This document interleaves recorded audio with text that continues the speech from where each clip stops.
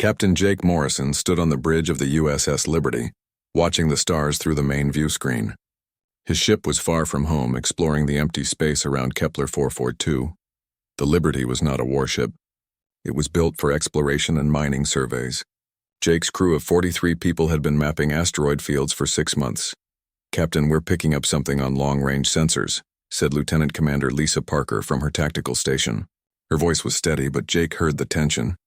Lisa had been with him for 3 years. She never worried about nothing. "What kind of something?" Jake asked, walking over to look at her screen. "Ships, sir. 3 of them. They're big and they're coming our way fast." Dr. Nathan Brooks looked up from his science station. The xenobiologist had joined them 2 months ago to study alien plant samples they had collected. "Could be traders," he said hopefully. "Or maybe explorers like us." Amy Rodriguez, their communications officer, shook her head. "I'm not getting any response to our standard greeting signals, Captain." "They're not talking to us." Jake felt his stomach tighten. In 3 years of deep space exploration, they had met 17 different alien species. Most were friendly. Some were neutral. A few had been hostile, but those had been pirates or raiders. This felt different. "Lisa, what can you tell me about those ships?" Lisa's fingers moved quickly over her controls. "They're Zephyrian design, Captain. Military class. Each one is twice our size and they're armed with plasma cannons and torpedo tubes. The Zephyrians were known throughout the galaxy as warriors. They had joined the Galactic Council 50 years ago, but everyone knew they were aggressive. They liked to fight and conquer. Jake had hoped never to meet them in deep space. Distance? 12 million kilometers in closing. They'll be here in 20 minutes at their current speed." Jake turned to Amy. "Keep trying to make contact. Tell them we're a peaceful exploration vessel from Earth. We're not here to cause trouble." "Yes, sir." Nathan stood up from his station. "Captain, according to my records, this system isn't claimed by anyone. It's in neutral space. We have every right to be here." "Rights don't matter if they decide to shoot first," Jake replied. He had learned that lesson the hard way during his early days as a starship captain. Space was big, and sometimes the law was whatever the bigger gun said it was. "Captain," Amy's voice was urgent. "They're responding, but it's not good. They're ordering us to leave immediately or face the consequences. Tell them we'll leave as soon as we finish our current survey. We just need 6 more hours." Amy sent the message and waited. The reply came back quickly. "They say we have 10 minutes, sir. After that, they'll consider us hostile invaders." Jake cursed under his breath. The Liberty had been mapping a promising asteroid field that might contain rare metals Earth needed. 6 months of work would be wasted if they left now, but his crew's safety came first. "Lisa, what are our options if they decide to fight?" Lisa checked her tactical display. "Not good, Captain. Each of their ships has more firepower than we do. Our shields might hold for a few minutes, but we'd be outgunned 3-1. What about running? Our jump drive needs 15 minutes to charge from a cold start. They'll be here in 18 minutes. Jake made his decision. "All hands, this is the captain. Prepare for possible combat. This is not a drill. Engineering, start charging the jump drive now. Lisa, bring our weapons online, but don't target them unless they fire first." The bridge became busy with activity. Everyone knew their job. Jake had trained them well. Nathan was studying his sensor readings when he suddenly looked up. "Captain, I might have found something." The Zephyrian ships are using standard shield harmonics. If I'm right about their frequency, we might be able to disrupt their shields with a focused particle beam. Explain. Every shield system has a resonance frequency. If you hit it with the right energy pattern, the shield collapses for a few seconds. I've seen it work in laboratory tests. Can we do it with our equipment? Nathan's fingers flew over his console. Maybe. I'd need to modify our mining lasers. They're not weapons, but they're powerful enough if I can tune them right. Do it. 10 minutes passed quickly. The Zephyrian ships dropped out of faster-than-light travel right in front of them. Jake could see them clearly now on the view screen. They looked like metal sharks with weapons bristling from their hulls. Amy tried one more time to make contact. "They're not responding to any of our signals, Captain." The lead Zephyrian ship fired without warning. Plasma bolts streaked across space and slammed into the Liberty's shields. The ship shook violently. "Shields at 60%, Lisa reported. "They're targeting our engines." "Return fire. All weapons." The Liberty's lasers and missiles shot out toward the enemy ships. Most of the shots bounced harmlessly off the Zephyrian shields. but Nathan's modified mining laser struck the lead ship at exactly the right frequency. For 3 seconds, its shields flickered and died. Lisa didn't waste the opportunity. She sent every missile they had at the unprotected ship. Explosions bloomed across its hull as the missiles found their target. The Zephyrian ship spun out of control, atmosphere venting from multiple holes. But the other 2 ships were still fighting. Their return fire hammered the Liberty's weakening shields at 20%. Lisa called out, "Jump drive ready," reported the chief engineer over the intercom. "Get us out of here," Jake ordered. The Liberty vanished into hyperspace just as the Zephyrian ships launched another volley of plasma bolts. They had escaped, but barely. In hyperspace, Jake looked around his damaged bridge. 2 of his crew members were hurt, but everyone was alive. They had survived their first real space battle. "Set course for Earth," he told his navigator. "Priority 1 message to Fleet Command. Tell them the Zephyrians just attacked us without provocation in neutral space." Nathan looked worried. "Captain, do you think this means war?" Jake stared at the hyperspace tunnel rushing past them. He had a bad feeling that this was just the beginning of something much worse. "I don't know, Doc, but someone needs to know that the Zephyrians are shooting first and asking questions later. If they did this to us, they might do it to other human ships." The Liberty raced toward Earth, carrying news that would change everything.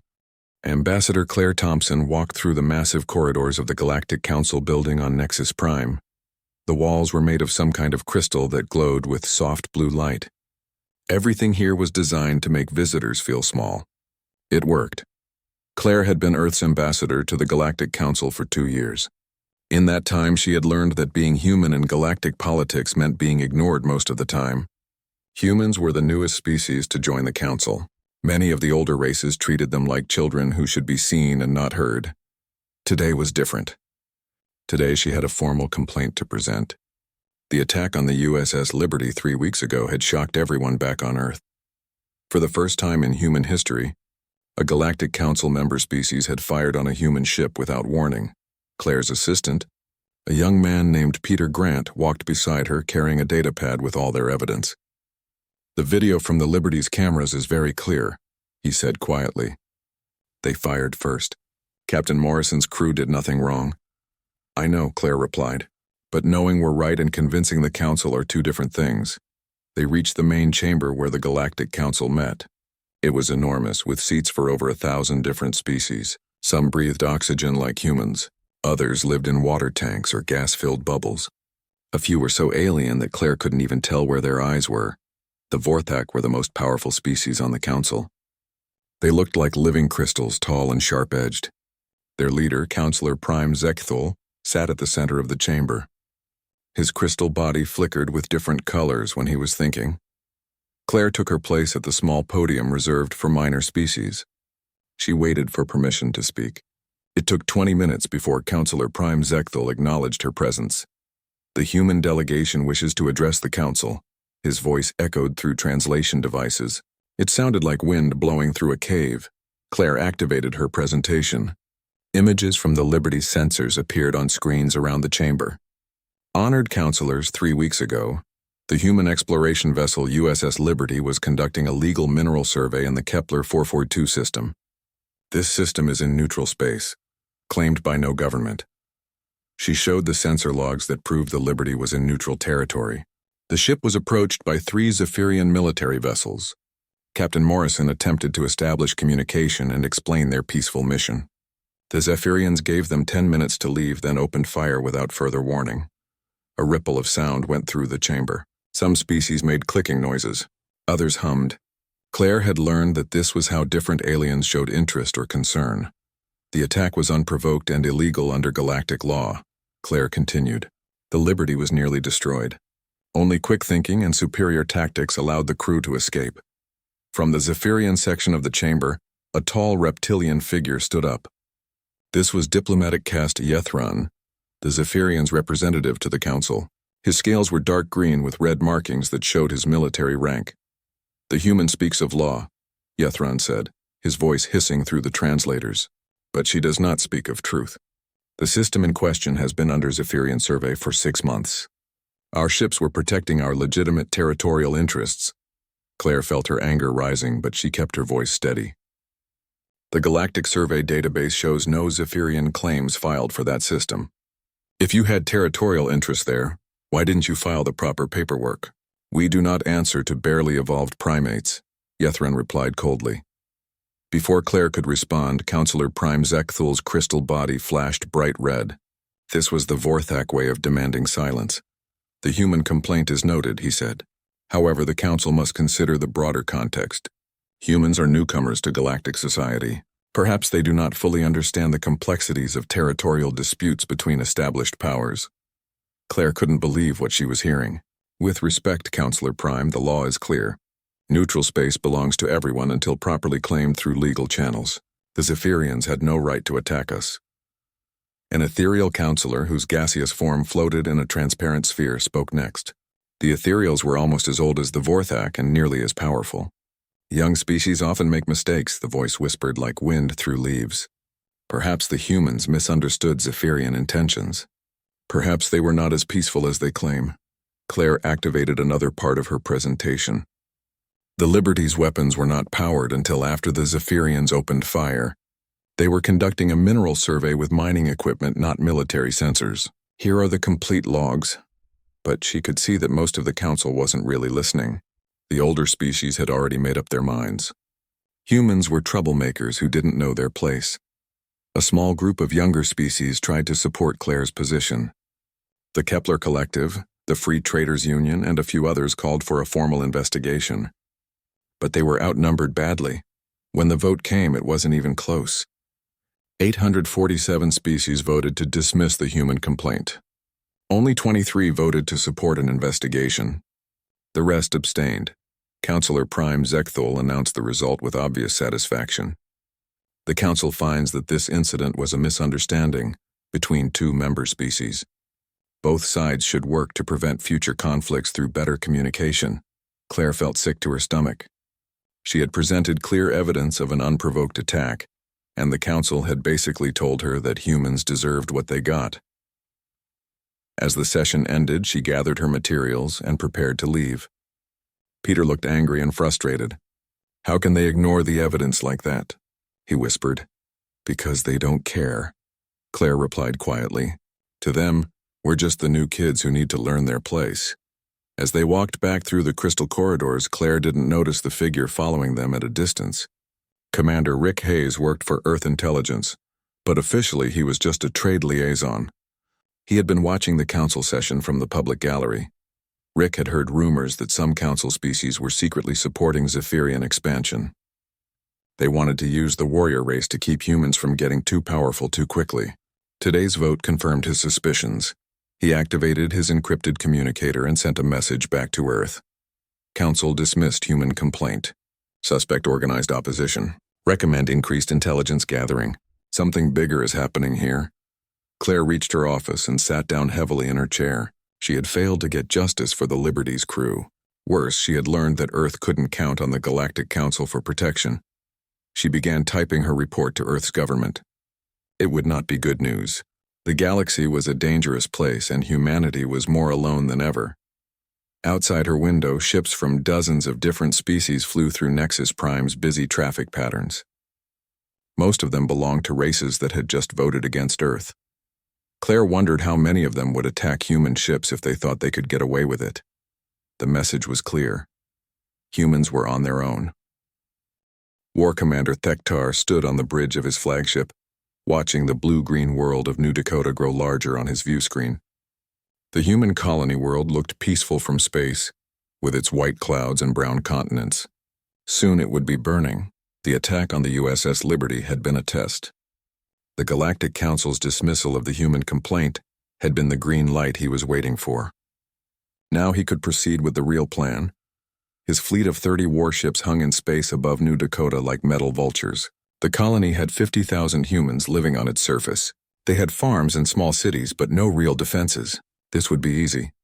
All ships begin orbital bombardment of military targets, Thektar commanded. Avoid the agricultural areas. We may need them later. Plasma beams lanced down from space, striking the colony's small spaceport and communication centers. The humans had a few defensive satellites, but they were destroyed in the first minutes of the attack. On the surface of New Dakota, Colony Administrator Beth Williams was in the middle of a routine morning meeting when the explosion started. The building shook as energy beams struck targets across the capital city of New Hope. "What's happening?" asked Marcus Webb, the colony's security chief. He was already reaching for his communicator. Beth ran to the window. In the distance, she could see fires burning at the spaceport. "We're under attack. Get everyone to the emergency shelters." Marcus tried his communicator but got only static. "Communication systems are down. But I'm reading 30-plus ships in orbit. This is a full invasion fleet." Beth felt her heart sink. New Dakota had been founded only 5 years ago. Most of the colonists were farmers and scientists. They had some security personnel and a small militia, but nothing that could fight a space fleet. "How long before they land ground troops?" she asked. "Probably an hour. Maybe 2 if we're lucky." Beth activated the colony's emergency broadcast system. Her voice went out to every building and farm on New Dakota. "This is Administrator Williams. We are under attack by an alien fleet. All colonists should move to designated emergency shelters immediately. This is not a drill. The next few hours were chaos. Zephyrian dropships landed outside every major settlement. The alien warriors were 2 meters tall with thick scales and natural armor. They carried plasma rifles and moved with military precision. But the humans of New Dakota surprised them. Instead of surrendering, they fought back with hunting rifles and improvised weapons. Marcus Webb organized the militia into small groups that hit the aliens and then disappeared into the forests. The Zephyrians had expected an easy conquest. Instead, they found themselves fighting a guerrilla war against humans who knew every hill and valley of their world. In space above New Dakota, Captain Danny Foster brought his ship, the USS Intrepid, out of hyperspace. He had only 3 other ships with him, all that Earth could spare on short notice. The rescue fleet was outnumbered 10-1. "Captain, I'm reading massive orbital bombardment," reported his tactical officer. "They're hitting the colony hard." Danny looked at the overwhelming odds and made his decision. "All ships attack pattern Delta. Target their troop transports first. If we can't win, we'll make them pay for every inch." The small human fleet dove toward the Zephyrian formation like diving hawks. Their missiles and laser beams focused on the enemy transport ships. 3 Zephyrian vessels exploded before they could react to the surprise attack. But the odds were still impossible. Plasma beams from 27 Zephyrian warships reached out for the human ships. The USS Defiant took multiple hits and exploded in a ball of fire. Danny ordered his remaining ships to use ramming attacks. "If we're going to die, let's take some of them with us." The USS Courage accelerated toward a Zephyrian cruiser and smashed into its hull at full speed. Both ships were destroyed in the collision. On board the Intrepid, Dr. Elena Vasquez was studying the captured Zephyrian prisoners from their last battle. As a xenopsychologist, she specialized in understanding alien minds. What she found made her blood run cold. "Captain, you need to hear this," she called over the ship's intercom. "The Zephyrians aren't acting alone. This attack was ordered by someone else." Danny was too busy fighting to respond, but Elena kept working. Using drugs that loosened the aliens' tongues, she learned the horrible truth. The attack on New Dakota was part of a larger plan. Several council species were working together to test human responses and capabilities. "They're gathering intelligence on human military tactics," Elena reported to Danny during a brief lull in the fighting.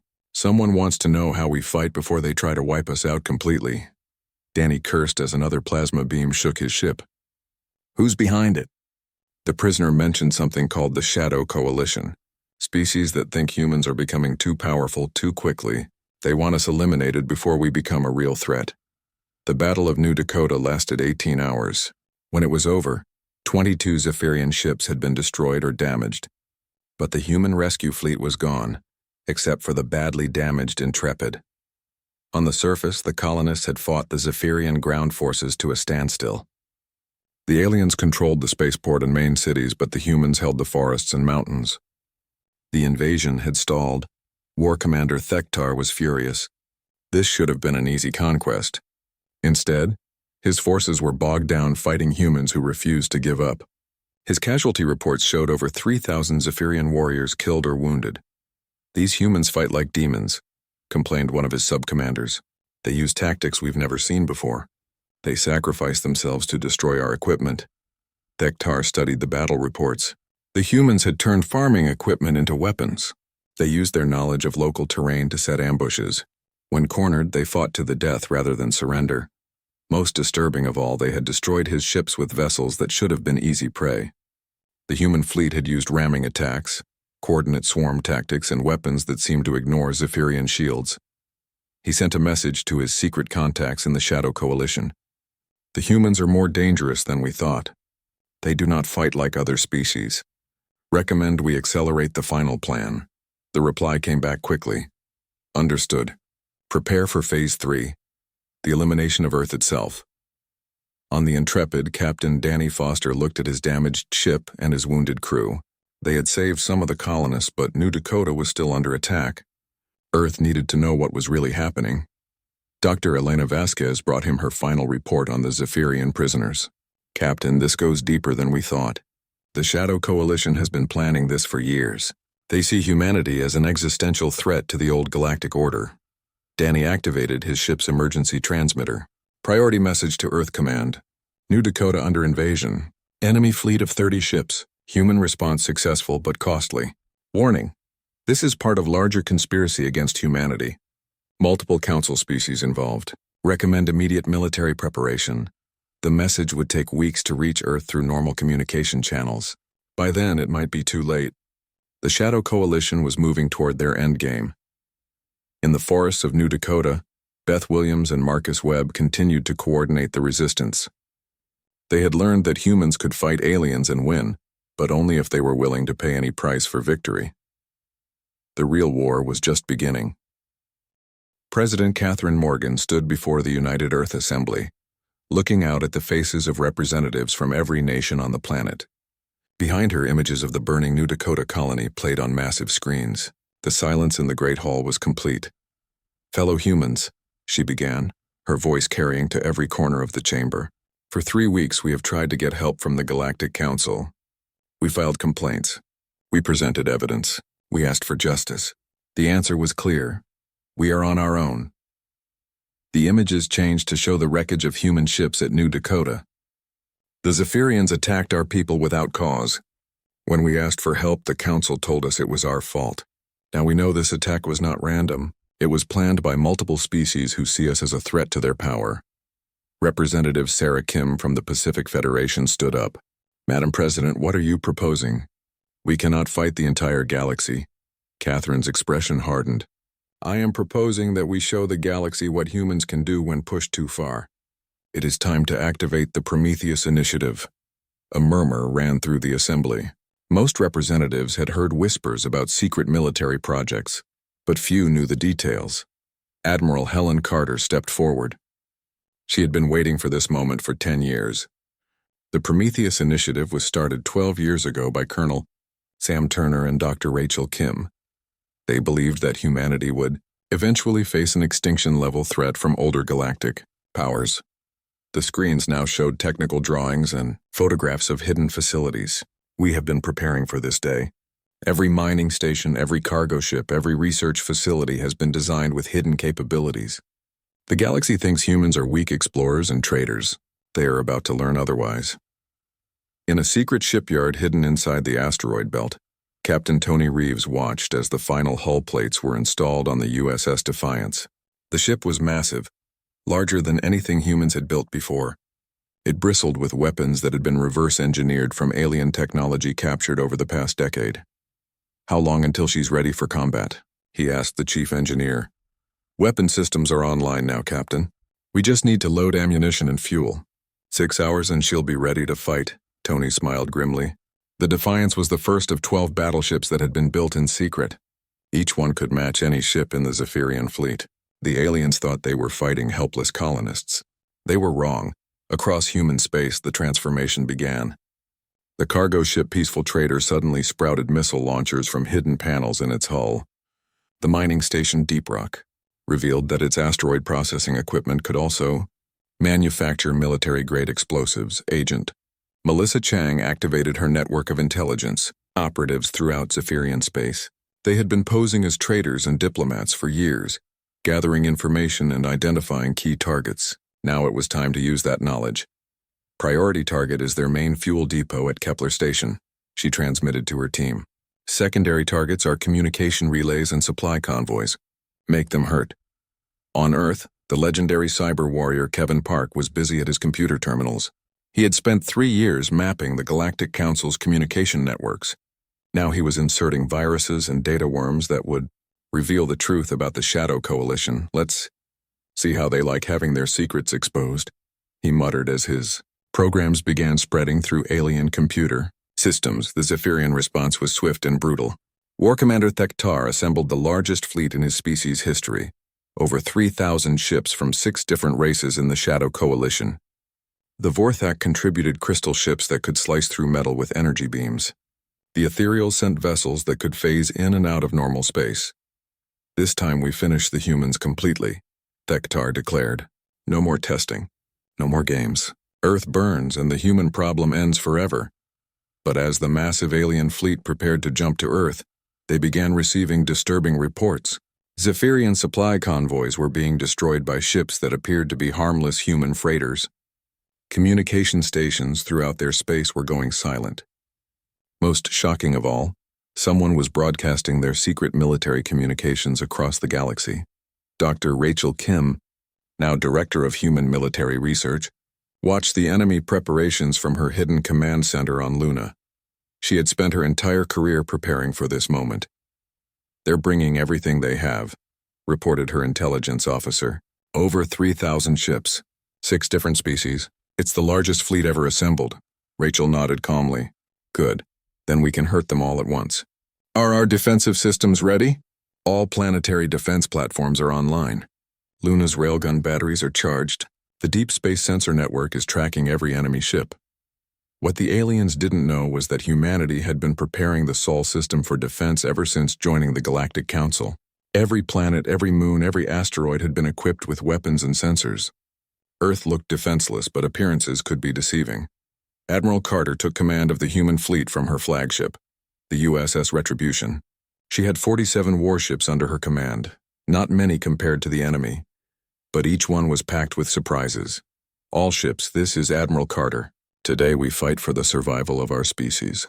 The enemy thinks we are weak because we are young. They think we are helpless because we ask for help. Show them what humans do when diplomacy fails. On New Dakota, the resistance fighters received a message that made them cheer. Beth Williams read it aloud to her exhausted fighters. Hold on. Help is coming. The real war starts now. Marcus Webb loaded his rifle and checked his equipment. About time. I was getting tired of playing defense. The Zephyrian ground forces on New Dakota suddenly found their supply lines cut. Ships that were supposed to bring food and ammunition never arrived. Their communication with the fleet in orbit went silent. For the first time since the invasion began, the aliens started to worry. Captain Jake Morrison, now promoted to admiral after his actions at the first contact with the Zephyrians, was given command of the newly rebuilt USS Liberty II. This ship was nothing like his old exploration vessel. It was a purpose-built warship designed for one thing: killing aliens who thought humans were easy prey. Sir, we're receiving word that the enemy fleet is moving toward Earth, reported his tactical officer. Jake looked at the star charts showing enemy positions. Then we meet them halfway. Set course for the outer system. It's time to show the galaxy what humans really are. As news of the approaching alien armada spread across human space, something remarkable happened. Civilian ships began converting themselves into warships using hidden military equipment. Mining crews loaded their ships with explosives and headed for the battle. Even passenger liners armed themselves with whatever weapons they could find. The message was clear. Humanity would not go quietly into extinction. Every human ship, every human station, every human world would fight until the very end. President Morgan's final address to the human race was broadcast throughout the galaxy. To our enemies who thought we were weak, you are about to learn why Earth's children have conquered their own world and reached for the stars. To our friends who doubted us, watch and see what humans can do when we stop asking for permission. The battle for Earth was about to begin. The largest fleet in galactic history dropped out of hyperspace at the edge of the Sol system. War Commander Thektar stood on his flagship's bridge, looking at the blue dot that was Earth. In a few hours, that world would be nothing but burning ruins. 3,147 ships reporting ready for battle. His tactical officer announced. All species contingents are in position. Thektar nodded with satisfaction. The Shadow Coalition had committed everything to this attack. Vorthak crystal ships that could cut through any armor. Ethereal phase ships that could appear anywhere without warning. Metallic swarm ships from the hive worlds that attacked in endless waves. Begin the advance. Destroy anything that moves. When we reach Earth, start with the major cities. I want the humans to watch their world die. But as the massive fleet moved toward the inner system, strange things began happening. Ships that looked like empty space suddenly revealed themselves as hidden defense platforms. Massive railgun installations on Luna opened fire, sending metal slugs the size of buildings toward the enemy fleet. The first wave of alien ships ran into a wall of defensive fire they never expected. Hundreds of vessels were destroyed in the first 10 minutes of battle. Where did all these weapons come from? Demanded the Vorthak fleet commander. Our intelligence said Earth was barely defended. Admiral Helen Carter watched the battle unfold from the bridge of the USS Retribution. Around her, the entire human fleet prepared for the fight of their lives. 47 ships against 3,000. The odds were impossible, but that had never stopped humans before. All ships execute Plan Alpha, she ordered. Hit them fast, hit them hard, and make every shot count. The human fleet split into small groups and attacked from multiple directions. They used tactics that the aliens had never seen before. Ships would accelerate straight at enemy vessels, fire all their weapons, then self-destruct to take out multiple targets. Captain Tony Reeves piloted the USS Defiance into the heart of the enemy formation. His massive battleship was outnumbered 50 to 1, but its weapons had been designed specifically to kill alien ships. Target the Vorthak crystal ships first, he ordered. Their shields can't handle rapid-fire plasma bursts. The Defiance opened fire with every weapon it had. Beams of coherent energy lanced out and struck the crystal ships. To everyone's surprise, the supposedly invincible Vorthak vessels began to crack and shatter under the assault. Dr. Nathan Brooks, now serving as the fleet's science advisor, had spent years studying alien technology. His modifications to human weapons were paying off spectacularly. The ethereal phase ships are vulnerable when they materialize, he reported to Admiral Carter. If we can predict where they'll appear, we can hit them with particle beams. Throughout the solar system, human ingenuity was turning the tide of battle. Mining ships loaded with explosives rammed into alien vessels. Cargo containers that looked harmless suddenly opened to reveal swarms of attack drones. Even civilian passenger liners fought back with improvised weapons. But the most shocking moment came when Dr. Rachel Kim activated her secret weapon. From a hidden facility on the dark side of Mercury, she fired a device that created a localized space-time distortion. Entire sections of the alien fleet found themselves trapped in temporal loops, reliving the same few seconds over and over again. War Commander Thekatar watched his mighty armada being systematically destroyed by creatures he had considered primitive. How is this possible?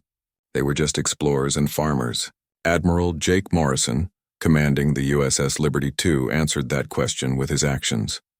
His ship dove through a formation of Zephyrian cruisers, firing continuously. When his weapons ran out of ammunition, he used the ship itself as a battering ram. "This is for the Liberty," he shouted as his ship smashed through the hull of Thektar's flagship. The collision caused massive damage to both ships, but Morrison's sacrifice allowed human fighters to swarm through the breach. In minutes, the Zephyrian command ship was destroyed, taking Thektar with it. On Nexus Prime, the Galactic Council watched live footage of the Battle of Sol with growing horror. The species that had dismissed humans as barely evolved primates were witnessing something that shattered everything they thought they knew about warfare. Counselor Prime. Zekthol's crystal form flickered with colors that indicated extreme distress. This cannot be happening. Humans are a young species. They should not possess such capabilities. The ethereal representative's gaseous form swirled nervously in its containment sphere. Perhaps we underestimated their potential for violence. These tactics are unprecedented. On the screens, they watched human ships performing maneuvers that should have been impossible. A cargo vessel modified its engines to create an artificial black hole that swallowed a dozen enemy ships. Fighter pilots flew their craft directly into alien engine intakes, causing catastrophic explosions. The most terrifying display came when Kevin Park's cyber warfare programs reached their target. Alien ships throughout the battle zone suddenly found their weapons turning on their own allies. Communication systems broadcast embarrassing secrets about the Shadow Coalition to every species in the galaxy. The humans have infiltrated our computer networks, reported a panicked Vorthak technician. They know everything about our plans, our weaknesses, our secret alliances. Ambassador Claire Thompson stood before the emergency session of the Galactic Council with a very different attitude than she had shown months earlier. Behind her, human warships hung in orbit around Nexus Prime. The diplomatic protection fleet had arrived just hours after the Battle of Sol ended. "Honored counselors," she began, "I come before you today not as a supplicant seeking justice, but as a representative of a species that has proven its worth in the oldest way possible, through strength." The chamber was silent. No one made the clicking or humming sounds that had dismissed her before. The Shadow Coalition thought they could eliminate humanity before we became a threat. They were right to be afraid, but they were too late. "We are already a threat, and we will defend ourselves against anyone who seeks to destroy us." Counselor Prime Zekthul's voice trembled as he spoke. The Council wishes to express regret for the misunderstanding that led to this conflict." Claire smiled coldly. "There was no misunderstanding. There was a conspiracy to commit genocide against my species. We have the communications to prove it. The question now is, what are you going to do about it?" Species that had voted against humanity just months before now scrambled to offer defensive pacts and trade agreements. The Kepler Collective, which had supported humans from the beginning, requested permanent alliance status. The Ethereals, ancient and wise, made an unprecedented offer. "We would like to share our advanced scientific knowledge with humanity. Perhaps we can learn from each other." On Earth, President Morgan addressed a planet that had survived its first real test as a galactic power. "Today we proved that being young does not mean being weak. That being outnumbered does not mean being defeated. The galaxy thought we were children playing with adult toys. They were wrong." Captain Danny Foster, commanding the USS Intrepid, established the first human fortress station at the edge of former Zephyrian space. The message was clear. Humanity would not be content to simply defend Earth. They would project power throughout the galaxy. But the victory came with disturbing news. Dr. Elena Vasquez, analyzing captured alien technology, found evidence of something even worse than the Shadow Coalition.